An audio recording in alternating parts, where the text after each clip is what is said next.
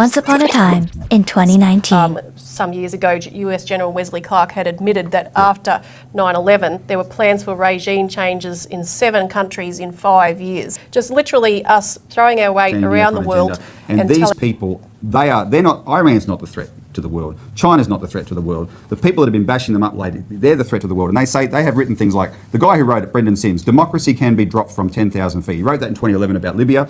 Look what Libya's become ever since, right? And they turned that into a bloodbath. They're going to turn Iran into a bloodbath, and they feel completely 100% justified doing it. And Andrew Hastie, they're his buddies, right? And now we're going to follow them blindly into another bloodbath in Iran. And it's a completely engineered phenomenon. Donald J. Trump will become the 45th president of the United States, defeating Hillary Clinton in a campaign unlike anything we've seen. Have a look at the way that Benjamin Netanyahu has been behaving in Gaza, in southern Lebanon.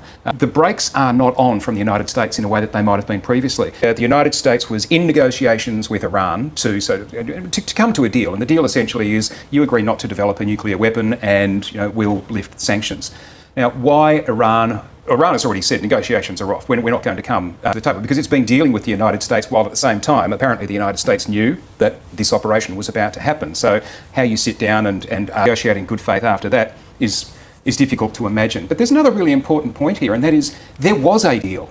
There was a deal that was established under the Obama administration right at the end of Barack Obama's presidency. It was called the JCPOA. It had Iran, it had Russia, it had China, it had Europe, it had everybody agreeing, and that was the deal. Iran agreed to open up to international inspectors. It agreed not to develop a nuclear weapon, and in return, sanctions were lifted so that the Iranian economy, which has been crippled, absolutely crippled under international financial sanctions, those sanctions would be lifted.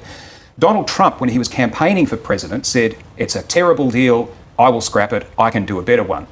Well, he did. He won the presidency, he pulled out of the Iranian nuclear deals. There was essentially nothing in place to stop Iran from developing a nuclear weapon. The sanctions went back on. The promised new and better deal from Donald Trump never eventuated. Presumably that's what he's trying to put together now. That Donald Trump will become the 47th president of the United States.